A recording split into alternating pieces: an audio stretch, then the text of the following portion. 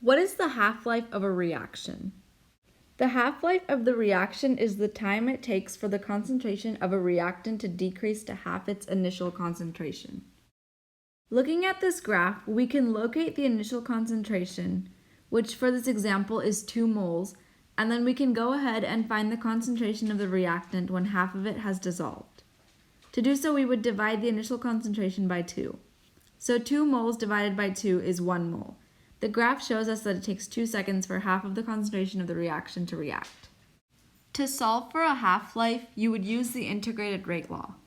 The integrated rate law for a zeroth reaction is this. A is the concentration at any given time, A0 is the initial concentration, K is the rate constant, and T is the time.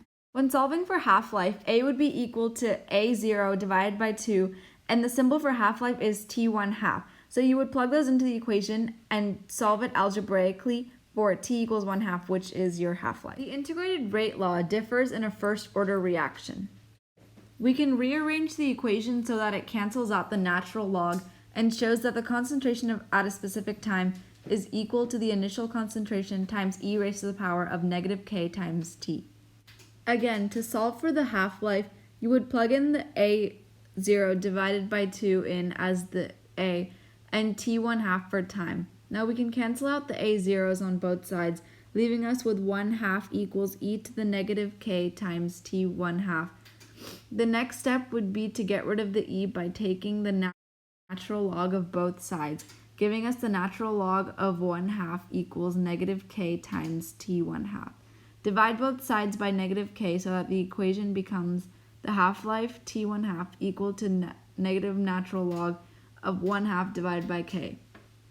The natural log of 1 half is approximately negative 0.693, and multiplying that by negative 1 gives us a positive 0.693.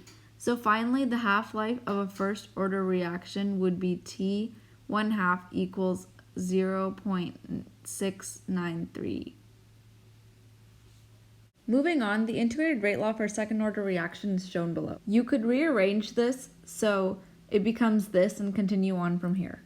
Once again, you would plug in A0 divided by 2 in as the A and T1 half for time, which would give you a complex fraction, which would simply be equal to 2 over the initial concentration of the reactant. When we subtract over here, the equation becomes 1 over the initial concentration of the reactant equals K times the half-life. Divide both sides by K and we get the equation for the half-life of a second-order reaction.